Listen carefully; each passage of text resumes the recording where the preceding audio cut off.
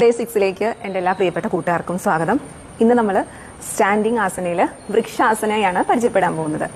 വൃക്ഷാസന ഒരു ബാലൻസിങ് പോസാണ്, ഒരു കാലിൽ നിൽക്കുന്ന ഒരു പോസാണ്. അപ്പോൾ അതെങ്ങനെയാണ് ചെയ്യുന്നതെന്ന് നോക്കാം. ആദ്യം നേരെ നിവർന്ന് താടാസനയിൽ നിൽക്കാം. ശേഷം ഇടത് കൈ അരക്കെട്ടിന് വശത്തായിട്ട് വെക്കുക. വലത് കാല് മുട്ടുമടക്കി വലത് കാലിൻ്റെ പാദം ഇടത് തൈസിൽ വരുന്ന രീതിയിൽ വെക്കാനായിട്ട് ശ്രമിക്കുക. നിങ്ങൾക്ക് ഈ ഒരു പൊസിഷൻ ബാലൻസ് കിട്ടുന്നുണ്ടെങ്കിൽ ശ്വാസം എടുത്ത് പതിയെ രണ്ട് കൈകളും വശങ്ങളിലൂടെ ഉയർത്തി കൈപ്പത്തി തിരിച്ചു കൊടുത്തു. കൈ നന്നായിട്ട് മുകളിലോട്ട് സ്ട്രെച്ച് ചെയ്ത് കൈപ്പത്തി ചേർത്ത് പിടിക്കാനായിട്ട് ശ്രമിക്കുക. സാധാരണ ശ്വസനത്തിൽ ഒരു 30 സെക്കൻഡ് മുതൽ 1 മിനിറ്റ് വരെ നോർമൽ ബ്രീത്തിങ്ങിൽ നിങ്ങൾക്ക് മെയിൻറ്റെയിൻ ചെയ്യാവുന്നതാണ്. ശേഷം സാവധാനം കൈകൾ വശങ്ങളിലൂടെ തിരിച്ചു കൊണ്ടുവരിക. പതിയെ കാലുകൾ റിലീസ് ചെയ്യുക. ഓക്കെ, ഈ രീതിയിലാണ് വൃക്ഷാസന പരിശീലിക്കേണ്ടത്. ഇനി തുടക്കക്കാർ നേരിടുന്ന കുറച്ച് ബുദ്ധിമുട്ടുകൾ കൂടി പറയാനായിട്ട് ശ്രമിക്കാം.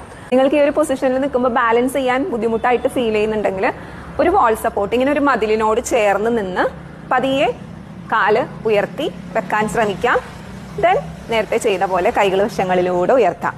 ഇനി അതല്ലെങ്കിൽ ഒരു ചെയർ, ഒരു കസേരയിലോ മറ്റോ കൈ പിടിച്ച് പതിയെ കാല് ഉയർത്തി. ചിലപ്പോൾ കാല് ഇത്ര ഉയർത്താൻ സാധിക്കണമെന്നില്ല. നിങ്ങൾക്ക് എത്രയാണോ സാധിക്കുന്നത്, ഇത്ര മാത്രമാണ് തുടക്കത്തിൽ പറ്റുന്നതെങ്കിൽ ആ രീതിയിൽ വെക്കാനായിട്ട് ശ്രമിക്കുക.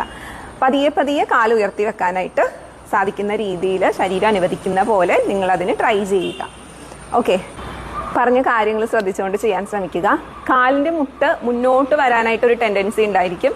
കാലിൻ്റെ മുട്ട് വശങ്ങളിലോട്ട് വന്നിട്ട് നിങ്ങൾ ഇത്ര മാത്രം വെച്ചാലും തെറ്റില്ല. പക്ഷേ ഓപ്പോസിറ്റ് സൈഡിലെ മുട്ടിലോട്ട് വല്ലാണ്ട് പ്രഷർ കൊടുക്കാതിരിക്കുക. അതിന് താഴെയായിട്ടാണ് നിങ്ങൾക്ക് വെക്കാൻ പറ്റുന്നതെങ്കിൽ അത്രയും ചെയ്യുക. അല്ലെങ്കിൽ ഉയർത്തി എത്രത്തോളം വെക്കാൻ സാധിക്കുമോ ആ രീതിയിൽ നിങ്ങൾക്ക് ആ പൊസിഷനിൽ മെയിൻറ്റെയിൻ ചെയ്യാവുന്നതാണ്. ഓക്കെ, ഇനി സാവധാനം തിരിച്ചു വരികയും ചെയ്യുക. കൈയുടെ പ്രാക്ടീസ് മനസ്സിലായെന്ന് വിചാരിക്കുന്നു. അപ്പോൾ ഇത് നിങ്ങൾക്ക് നിങ്ങളുടെ മെമ്മറി പവർ കൂട്ടാനായിട്ട് വളരെ യൂസ്ഫുള്ളാണ്.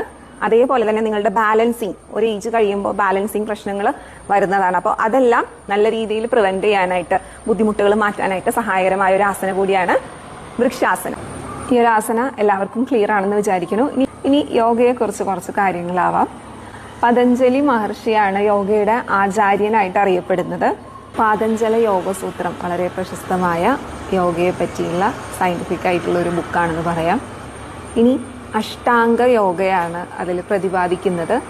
8 ലിംസ് ഓഫ് യോഗ, അത് ഏതെല്ലാമാണെന്ന് നമുക്ക് അടുത്ത വീഡിയോയിൽ കാണാം.